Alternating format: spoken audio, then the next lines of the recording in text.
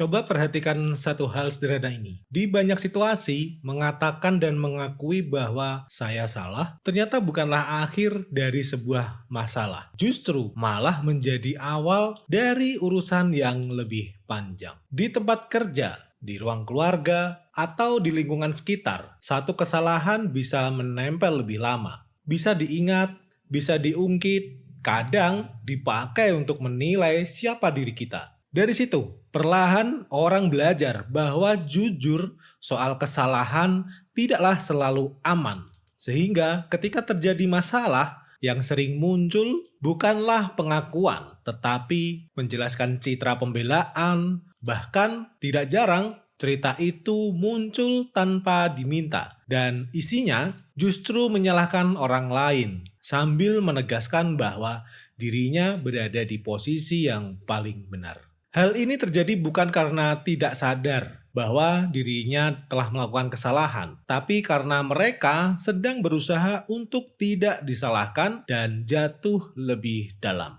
Kalau posisi, reputasi, dan harga diri ikut dipertaruhkan hanya sekedar untuk bertahan, dan bertahan sering terasa lebih penting daripada jujur. Psikolog sosial menyebut ini sebagai respon yang wajar ketika seseorang merasa terancam secara sosial. Di titik ini, kesalahan dan pengakuannya tidak lagi dipandang sebagai sesuatu yang bisa diperbaiki, namun berubah jadi sesuatu yang harus dijauhi. Dan pertanyaannya adalah, mengapa di lingkungan kita menyalahkan orang sering terasa lebih mudah dan aman daripada mengakui kesalahan sendiri? Hai teman baca, setiap hal besar terlahir dari gagasan kecil. Dan ingat, satu kalimat dari sebuah buku bisa merubah hidupmu. Assalamualaikum, hai teman baca. Jumpa kembali bersama saya, Riga, di channel Ruang Baca. Di edisi Teras Wawasan kali ini, kita tidak sedang membahas siapa yang benar atau siapa yang salah, tetapi mengapa mengakui kesalahan sering terasa lebih berbahaya daripada menyalahkan orang lain. Dan untuk memahami ini, kita perlu kalian subscribe dulu channel Ruang Baca ini. Baru kita keluar sejenak dari penilaian moral dan melihatnya sebagai pola sosial.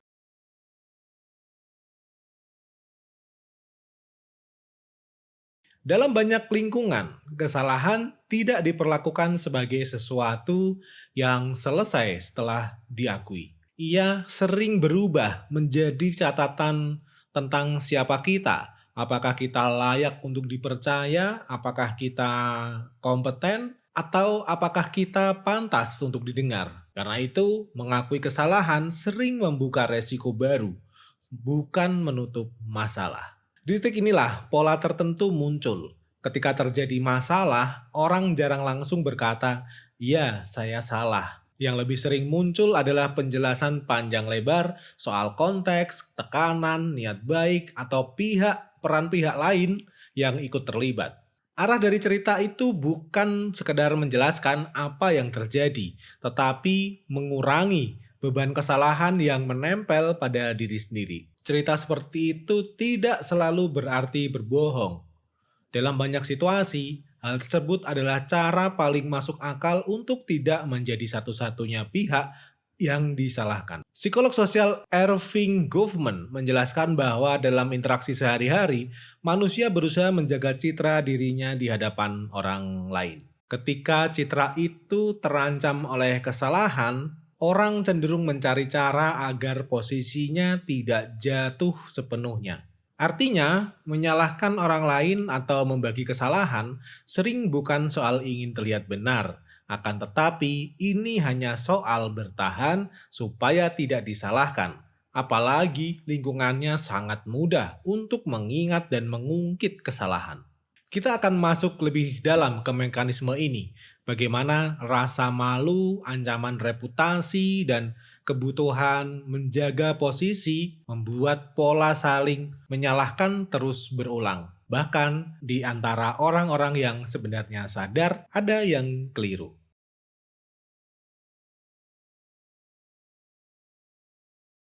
Ketika seseorang melakukan kesalahan, reaksi awalnya sering bukan keinginan untuk mengakui atau berkata jujur, melainkan rasa malu, takut dinilai, takut dianggap tidak becus, takut reputasinya turun, takut posisinya bergeser. Di banyak lingkungan, ketakutan ini awalnya bukan sekedar asumsi, melainkan ini adalah pengalaman yang dibentuk oleh budaya dan sering terjadi. Psikologi menunjukkan bahwa rasa malu jarang mendorong refleksi yang tenang. Justru sebaliknya, ia sering memicu perilaku defensif, yaitu menarik diri, menyerang balik, atau mengalihkan kesalahan ke pihak lain. Di titik ini, cerita mulai dibangun, bukan sekedar untuk menjelaskan kejadian, tetapi untuk membagi beban kesalahan.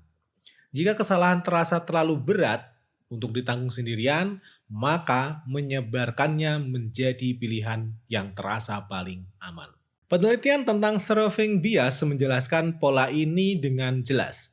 Ketika hasilnya buruk, manusia cenderung mencari penyebab di luar dirinya.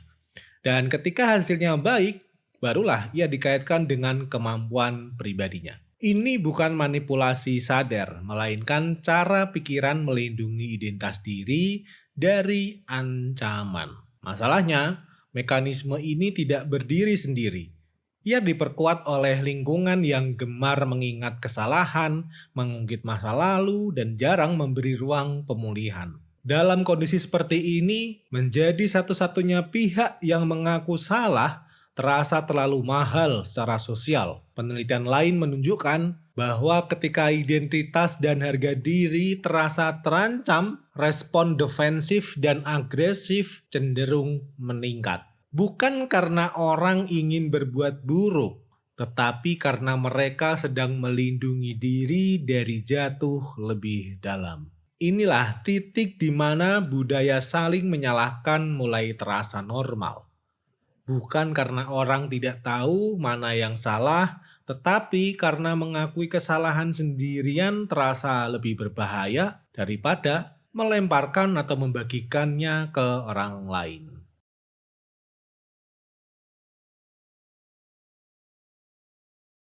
Titik sinar terangnya, kita bisa menarik satu garis lurus yang lebih besar, di mana masalahnya bukan sekedar orang tidak mau mengakui kesalahan, akan tetapi lingkungan yang membuat kejujuran mengubah menjadi pilihan yang beresiko. Ketika kesalahan selalu diingat, diungkit, dan dipakai untuk menilai seseorang, maka sistem sosial secara tidak langsung mengajarkan satu hal, yaitu jangan pernah jatuh sendirian, jangan pernah mau disalahkan, dan jangan pernah salah sendirian. Dalam sistem seperti ini, yang bertahan bukan mereka yang paling jujur, tetapi mereka yang paling mampu menjaga posisi.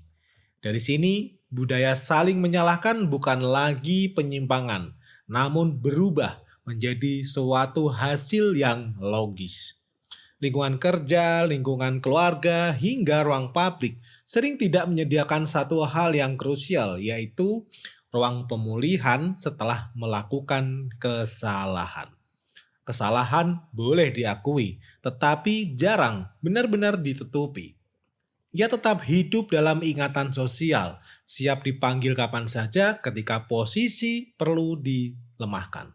Dalam struktur seperti ini, refleksi diri kehilangan fungsinya. Bukan karena refleksi itu tidak penting, tetapi karena ia tidak aman. Mengakui kesalahan tanpa perlindungan sosial seringkali berarti membuka pintu bagi penilaian lanjutan, bukan perbaikan. Disinilah banyak nasihat terdengar tidak nyambung dan tidak realistis dengan kenyataan.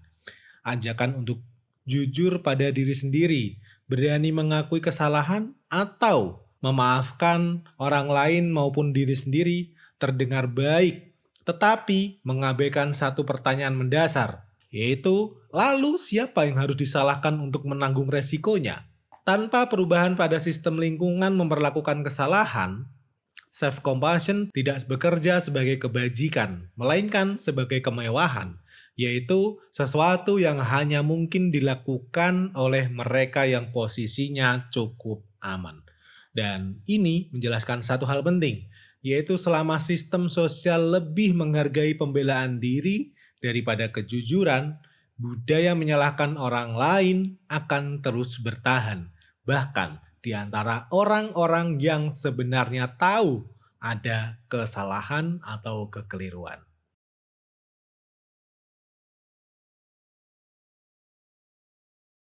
Dari seluruh pembahasan ini, kita bisa melihat satu hal dengan lebih jernih.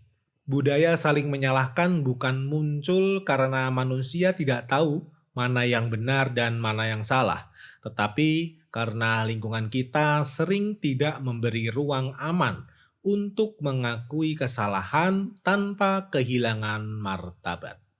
Selama kesalahan sering dipakai untuk menjatuhkan, bukan untuk memperbaiki, maka kejujuran, evaluasi, dan perkembangan akan selalu terasa sulit, mahal, dan berat. Dan selama itu pula, pembelaan diri akan terus dipilih, bukan karena orang tidak sadar ataupun tidak tahu, akan tetapi karena itulah hal yang paling memungkinkan untuk bertahan membela diri. Dan pembahasan ini tidak dimaksudkan untuk menghakimi siapapun. Pembahasan ini hanya mengajak kita melihat pola yang sering kita anggap biasa, padahal diam-diam membentuk cara kita bersikap, cara kita berbicara, dan menyalahkan. Demikian teras wawasan kali ini. Mohon maaf bila ada salah kata atau sudut pandang yang kurang berkenan. Dan jika pembahasan ini terasa relevan, silakan bagikan dan lanjutkan diskusi di kolom komentar. Karena di ruang baca, setiap pikiran yang terbuka bukan soal menang atau kalah. Melainkan, ini adalah bagian dari perjalanan kita memahami dunia. Dan tentunya diri kita sendiri dengan sadar dan jujur. Sampai jumpa kembali di pembahasan berikutnya. Yakinkan hidupmu selalu tenang dan bergairah. Assalamualaikum.